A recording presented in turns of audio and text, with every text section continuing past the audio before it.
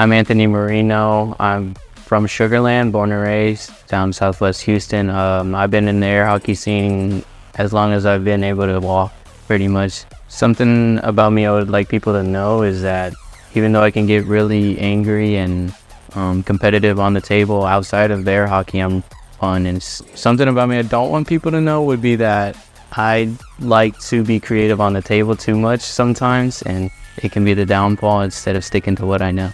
Outside of air hockey, I do a lot of stuff, mostly like physical sports. I do disc golf. I used to play baseball, might get back into it. I've started doing paintball on the weekends, which is really fun. My friend got me into that. A dream I do have is to become a baseball coach at some level, any level really. I like to help younger kids become better and realize their potential. I'm worried about playing Noah because we played a lot and he knows my game a lot, but I do know his. So I know that one's gonna be a fun match, but he's probably the scariest one. Jake doesn't have a chance to beat me because I've been around a little longer and I played it. Actually, I'm not sure, but I think Jake doesn't stand a chance to beat me.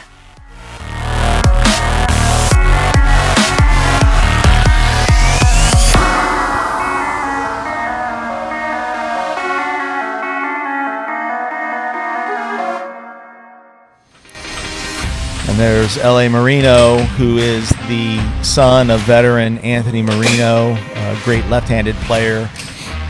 If you're just joining us, we're playing the Centerline Pro Air Hockey Showdown #1. I'm Tim Weissman. I'm here with Danny Hines. We've got a team with us, Andrew Flanagan on the computers and Ben Heyman working the floor. Anthony has really good measurements for air hockey, I would say. Mainly because they're my measurements. 5'8", but very long arms. I actually do think it is a benefit, because if you're too tall in air hockey, it's hard to get the visual angle that is preferable to see shots coming at you. You might be too much on top. But then you need long arms to get out there for the center line. What do you think about Anthony so far today? Super impressed. He reminds me so much of his dad. I know he's not a lefty like his father, but the spontaneity of his shots, the creativity is very similar.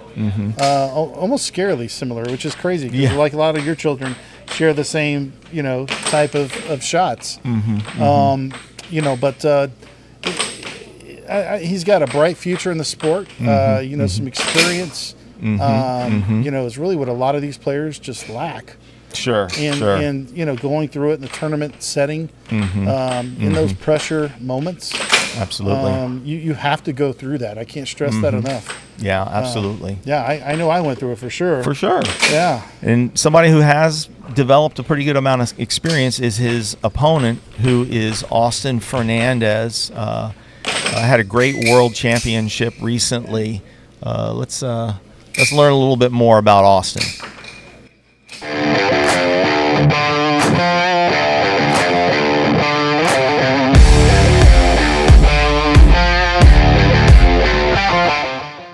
My name is Austin Fernandes, and I've been playing air hockey for 15 years, and I'm from Houston, Texas.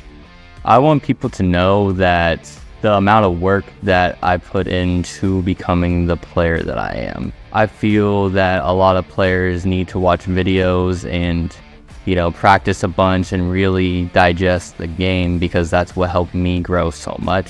Something I don't want people to know about me is that I get kind of irritated sometimes with the table if I get rim outs and stuff like that, and that's kind of a vulnerable weakness in my game. Outside of air hockey, I just work, hang out with friends, play video games. I work at a warehouse where we lift heavy boxes and ride on pallet jacks and all that sort of fun stuff.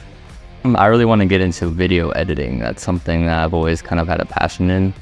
I think the best part of my game is just mixing it up, changing things up to deceive my opponent. I change how I hit shots, where I hit certain shots, and it confuses the opponent. I believe my best shot is my right wall under if I set it up properly. I'm most worried about playing Jacob Weissman at this event. Do I think I can win this? I think if I play my absolute best and keep my composure, I think anything is possible.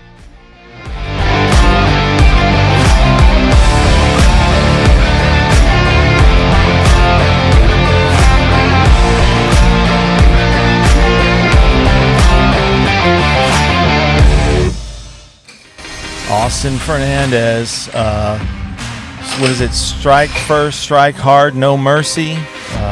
He definitely embodies the Cobra Kai philosophy, I think, when he plays air hockey.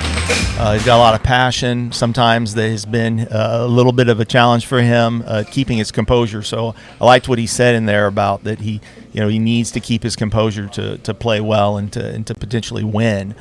And so if you're if you just joined us, this is the Pro Air Hockey Showdown for the Centerline #1. I want to thank our sponsors.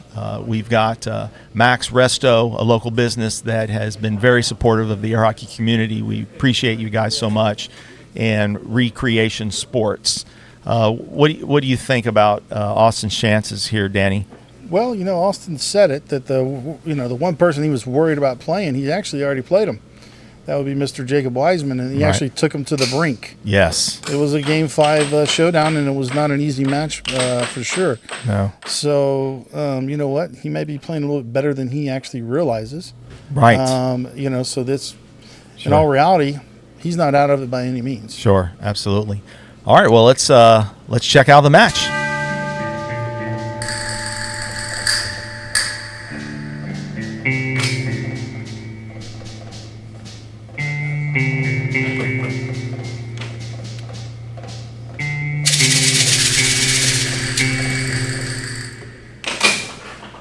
Oh, that's nice. That is a great face-off. Yeah.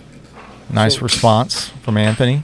So back on that face-off, if you see how far back LA was from the puck, that's what opened up that lane for Austin to take advantage of. Good lesson for everyone out there. And one of the things that Marino does is a lot of these shots off the rail. He bounces the puck off the rail and then hits his shot. A very accurate one. Yeah, and that's hard to do. Yes. Right? Very much so. And like that. It was a nice cross straight right off the rail. Yeah, kind of an early crawl, right one under that Austin just attempted. But LA was there, defended it well.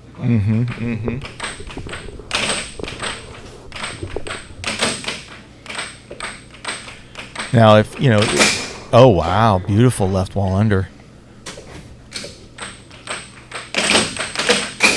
Oh, in transition, that's one of some of these guys like Austin and Chris Gibson and Jacob Munoz. Their transition games are so powerful. It's very natural for all of them. Yes, yeah. Nice get by LA. LA little goes forehand. for a forehand. Yeah. Austin was there.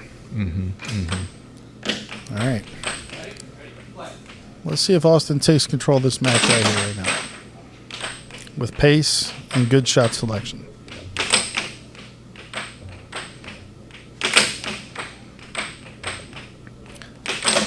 So you see how he's hitting that cut.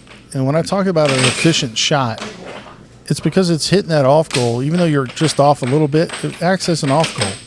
So it comes right back to you unless you're playing somebody, that's capable of interfering with that or catching that. You want to keep doing it. If somebody can't see how Austin, he caught that cut. Oh, yeah. So you can't necessarily do that the whole time against him for that reason, unless you hit it correctly. Now, you go there and LA, he doesn't have that experience just yet on it, and he's not that type of player just yet. So he kind of feels like his back's against the wall. Yeah. So far it's been a little top there.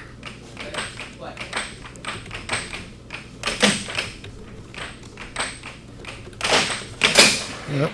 Good transition defense nice there, transition. too. Yeah. Solid defense by Austin, and just followed up with a quick transition shot to end that game. So this one, first game, it looks like LA's a little bit out of his element. I don't think, Fernandes, Austin is moving very much. He's just letting the puck come to him and playing catcher. That's the way to do it. So, LA's got to be a little more, I think, forceful and more direct offensively. I think if he's bouncing the puck around a little too much and kind of, off the rails and hitting that puck right away, I think that just plays into Austin's defense. Right. Absolutely. No, I agree with you. No. All right, game 2, see if LA can string something together. He started off strong last game, but then Austin sort of took over.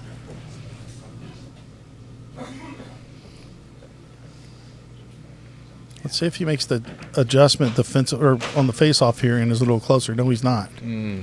Still a little too far back. He got a little closer then, and same still, result. Yeah, paid for it. Only one win. That one was a close. That right wall over almost went in there on Austin, but fluttered out.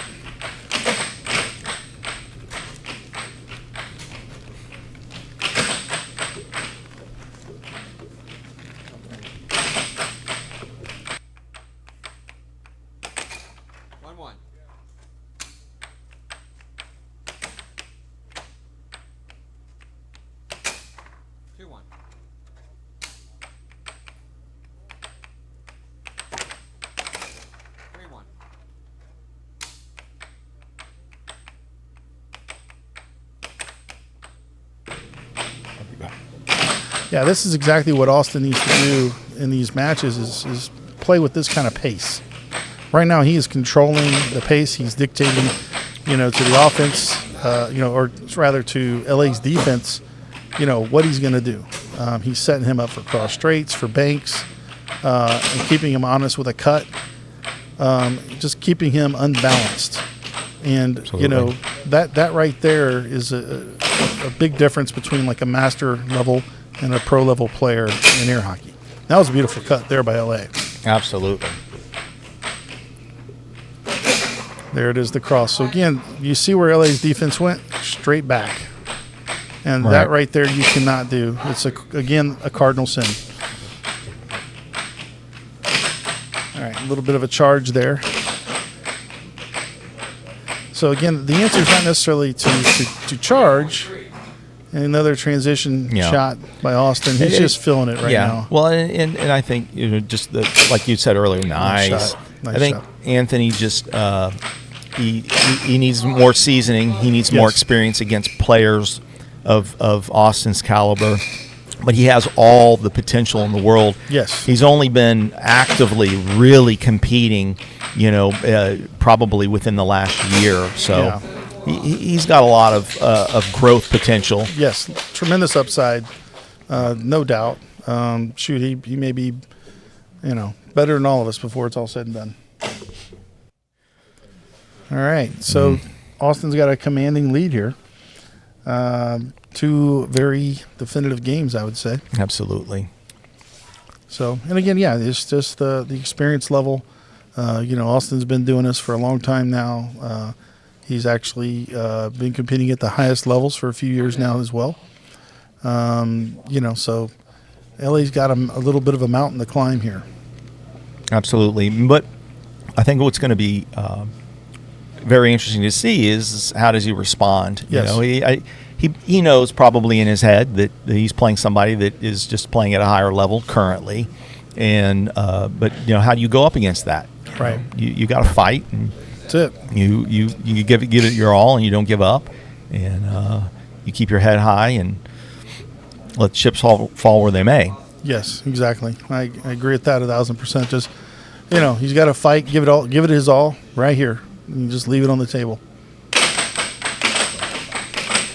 Much better on the face-off. He was closer there and competed for that face-off. And look at him; he's being more aggressive. Yes. Good forehand by Austin. Absolutely.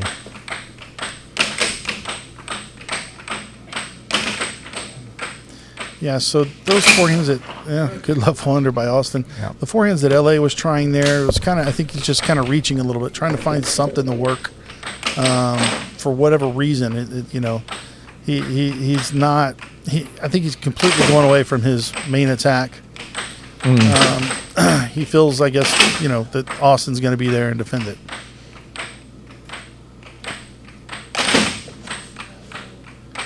And when that happens, I mean, you got to understand it's not necessarily these shots, but it's how you deliver the shots. Nice. That was nice there. Yeah. Ended up being a cross cut from the right quadrant. Ooh, cross straight that almost went in, but LA was there. Yeah. Bounced off the back of the mallet there. All right. I like the fact he's taking his time. That's a good sign. He may have found something, see? Yeah. A little cross cut. Yeah, a little cross cut early on the drift. Mm-hmm. And I know that he was talking about being too creative at times to see if he can be consistent with it. Right. If he can keep with it. Yeah, the key for him is at this point now is to try to slow down Austin enough and try to find that stuff that works in the meantime, and slow down Austin enough to stay in the match. There you go. Good transition. Mm-hmm.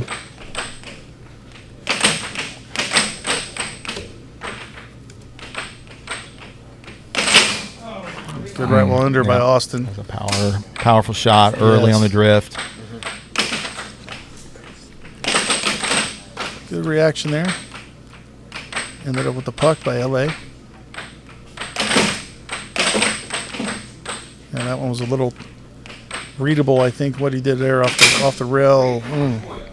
That's a deadly cut that Austin just hit just now in LA to give himself match point.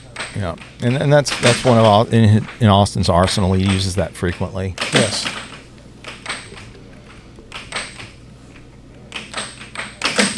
All right, let's see what LA's got though. Got to keep fighting. Oh, unforced error.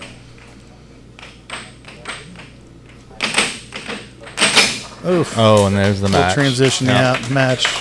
That's all right. LA did good this tournament.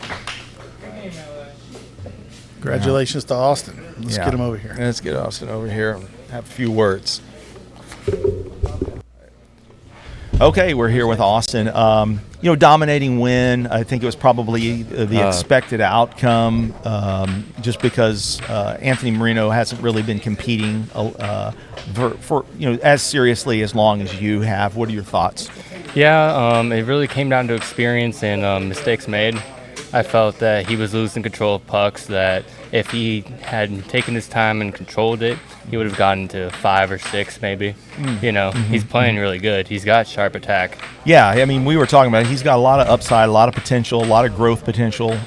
We see him continuing to improve a lot and becoming a factor that's much more, hitting those higher numbers in the rankings. Just a brief word about your earlier match with Jacob.